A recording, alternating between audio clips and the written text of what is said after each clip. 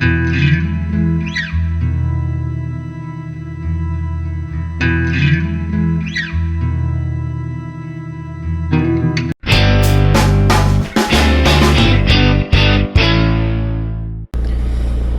साथीहरु, good afternoon.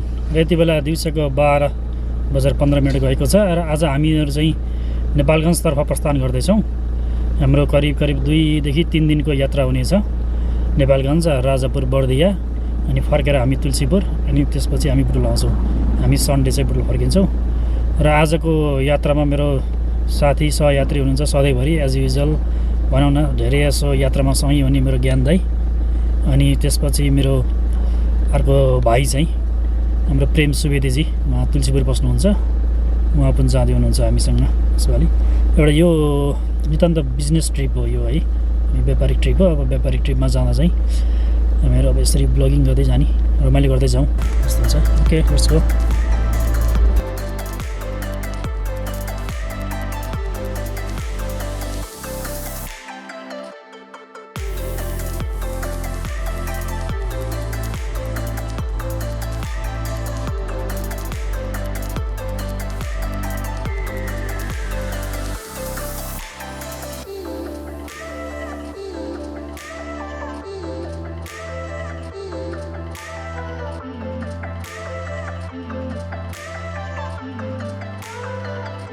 भर्खर चनौटा कटेर यो माथि यो डाँडातिर लाग्दैछौँ। अब भालुवाङतिर लाग्ने यो चनौटाबाट थोरै माथि लगभग 10 किलोमिटर ओर आएपछि चाहिँ पहाड छ। यो एउटा पहाड छ जुन है, यो बाटोबाट चाहिँ हामीहरू उकालो लाग्दैछौँ। यहाँ यसो ब्रेक लिँदैछौँ र यो उकालोबाट चाहिँ कटिसकेपछि हामी भालुवाङ भन्ने ठाउँमा पुग्छौँ। त्योभन्दा बिचमा चाहिँ धानखोला भन्ने ठाउँ छ एउटा, जहाँ चाहिँ खाना नास्ताको लागि चाहिँ गाडीहरू प्रायः जसो गाडीहरू रोकिने गर्छन्। अब हामी चाहिँ यो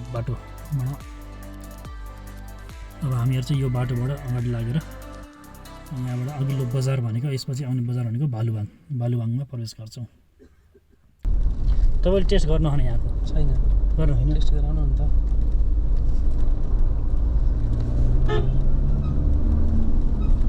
जुन पनिमा हो कि कुनै एउटामा हो पार्टिकुलर? म बस्ने एउटामा बस्छु। मलाई त्यति आलुमा गयो होइन, त्यही भएर खासै खानाहरू स्टार सेटको हजुर बस्ने।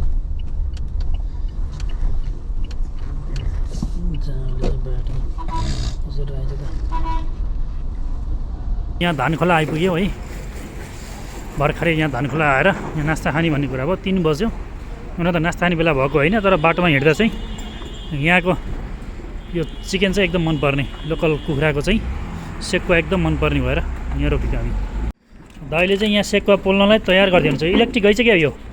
हजुर हो, इलेक्ट्रिक हो कि पङ्खा मात्रै इलेक्ट्रिक हो?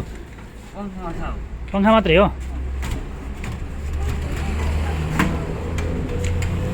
पोल्ने पहिला इलेक्ट्रिक लाइन हातले गर्न परेन, सजिलो हो। बुद्धको कस्तो राम्रो ड्रइङ्स रहेछ नि यहाँ। आर्ट बुद्धको कस्तो राम्रो आर्ट। यता पनि राम्रो भन्छ, होटल स्टार। ल है, अब हामीहरू यो धानखोलामा नास्ता खाएर चिकन सेकुवा खाएर हामी अब नेपालगञ्जतर्फ प्रस्थान गर्दैछौँ। अब यति बेला ड्राइभर सिटमा चाहिँ हाम्रो ज्ञान दाइ हुनुहुन्छ, गाडी चलाउँछ भन्नु हो। पछाडि हाम्रो भाइ साहब हुनुहुन्छ सुवेदीजी होइन। के छ, ठिक छ कि होइन? एकदम राम्रो छ हो। केही छ भने केही भने भन्नु है।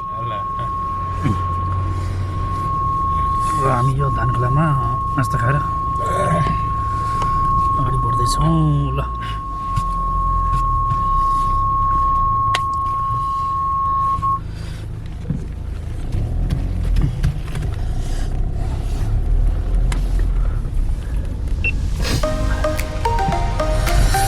खुर्सानी धेरै खाए जस्तो दाइले छ है।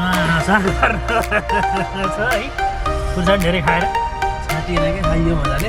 तपाईँले चाहिँ बल्ल खाए जस्तो भएछ दाइलाई चाहिँ। निद्रा हटायो।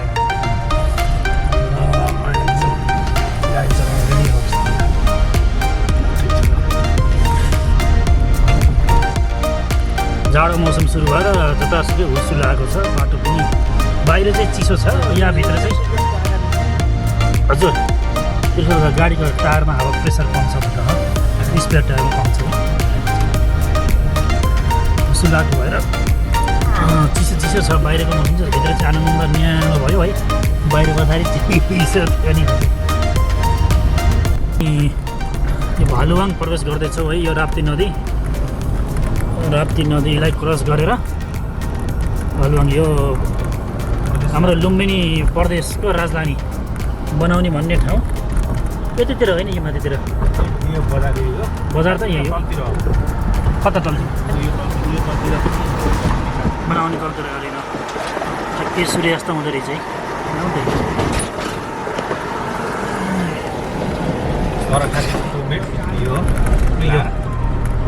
यो चाहिँ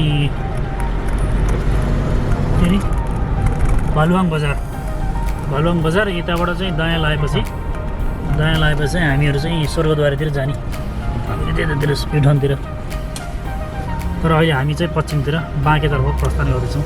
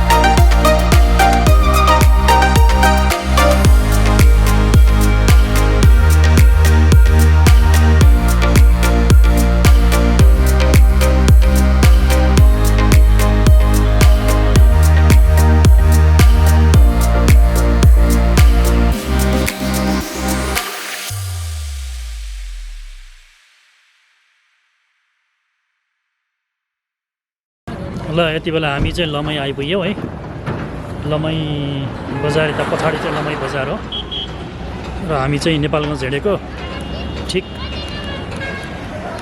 5 बजे हामी लमै आइपुगेका छौँ यहाँबाट पनि हामीलाई लगभग 4 घन्टा जति लाग्छ लमैमा यहाँ थोरै काम छ यो काम सिद्धिएपछि चाहिँ यहाँबाट हामी लाग्छौँ लगभग 10-15 मिनट जति कामपछि हामी यहाँ हिँड्छौँ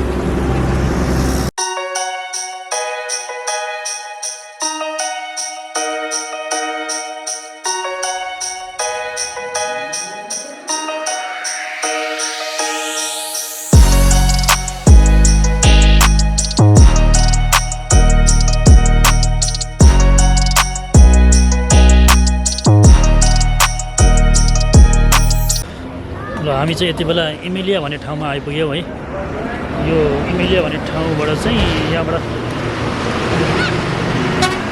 माथि गएको बाटो देखिएको छ है यहाँबाट माथि गयो भने चाहिँ हामी तुलसीपुरतिर लाग्छौँ यो बाटोबाट सिधै जाने पनि तुलसीपुर तर यताबाट चाहिँ पश्चिमतिर नेपालगञ्जतिर जान्छौँ भने हामी अहिले भर्खरै यो बाटो यताबाट चाहिँ हामी बुटोलबाट यताबाट आयौँ अनि यहाँ चाहिँ हामी अहिले यो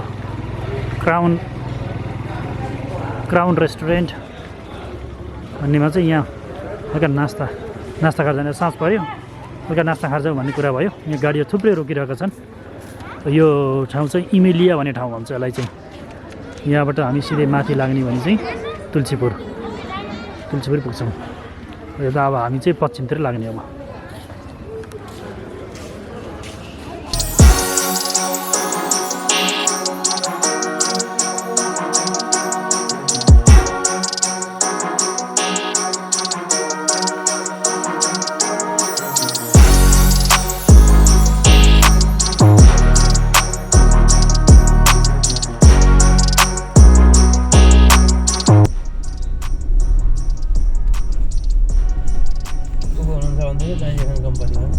कतिजना हुनुहुन्छ नि सोध्छ कतिजना हुनुहुन्छ लेडिज जेन्ट्स कति हुनुहुन्छ त्यसपछि एकैचोटि शमशेरगञ्ज गएर टिकाउने होला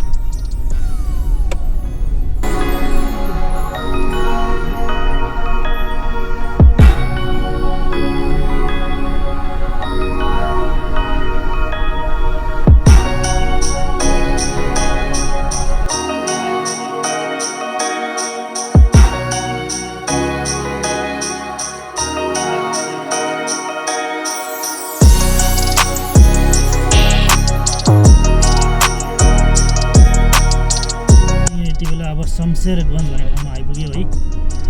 शमशेरगञ्ज अब यहाँबाट कोवलपुर 15 किलोमिटर अनि त्यहाँबाट चाहिँ नेपालगञ्ज 16 किलोमिटर।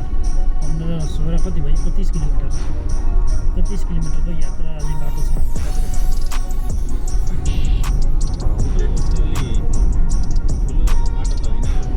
होइन। पूर्व भइरहेको त ठुलो बाटो छ नि। ठुलो भइरहेको बाटो के छ भने अर्को लेन चाहिँ बनाएको छ होइन, त्यहाँ त्यो साइडमा।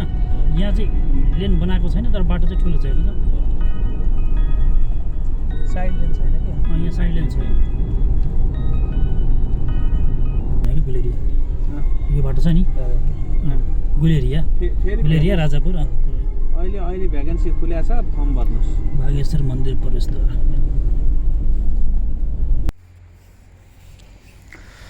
ल अब हामी होटल स्नेहामा चेकिङ गर्दैछौँ है।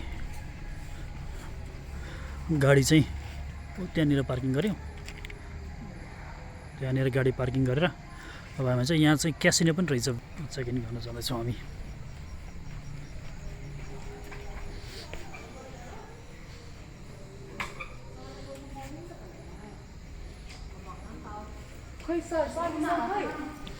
ल चेक इन गर्दैछौँ। रहेछ होइन, हाम्रो रुम पुग्छ नि होइन। चेक इन गर्दै हुनुहुन्छ दाइले।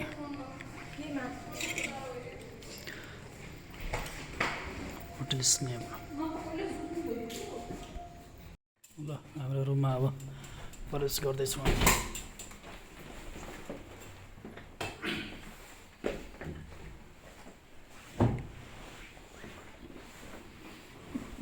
बेडहरू यस्तो छ यहाँ।